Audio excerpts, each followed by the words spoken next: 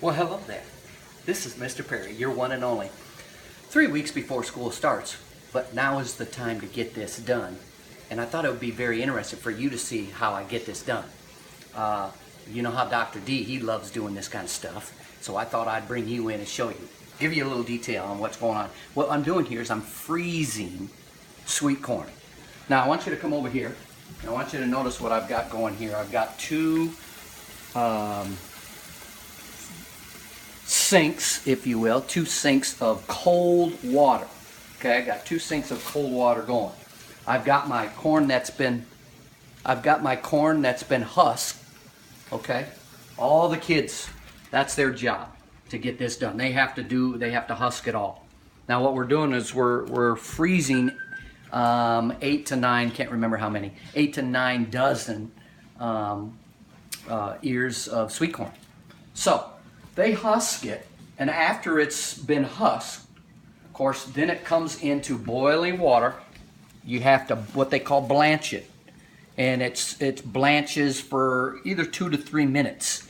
And then what we do is we take it out of the blancher. Oops. And half the time I spill things like that and drives my wife nuts. But anything, we take it out of the blancher. Leave it in there for 3 minutes.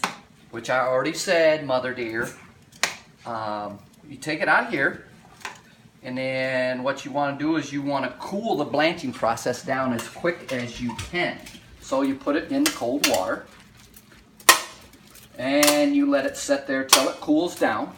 After it cools down, you pull it out of there, and I put it in this container over here. Now watch this unique tool, unique process that I have, and how I get the ears, or the kernels, off the ears. So, hi guys. Just a couple of my kiddos over there laughing at me.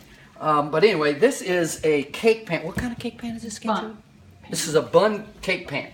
And notice it has, you know, that little circle. I'm sure you've all seen this before, but it works perfectly for this job in which I'm doing. So what I do is, remember, these are the cooled down, already been blanched ears of corn that are now ready to be stripped off the cob. So I put it right over that hole like that. And notice this tool. This tool is round. It's got jaded, sharp edges on the bottom of it. And it's round and it expands like that for different size of ears of corn. But what we do is we put it right over. And then I just push it down.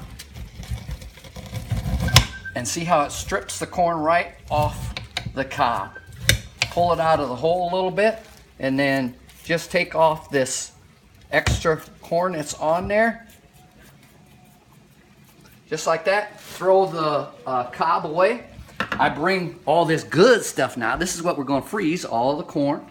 Dump it in my other container over here. Notice, see, I got a bunch.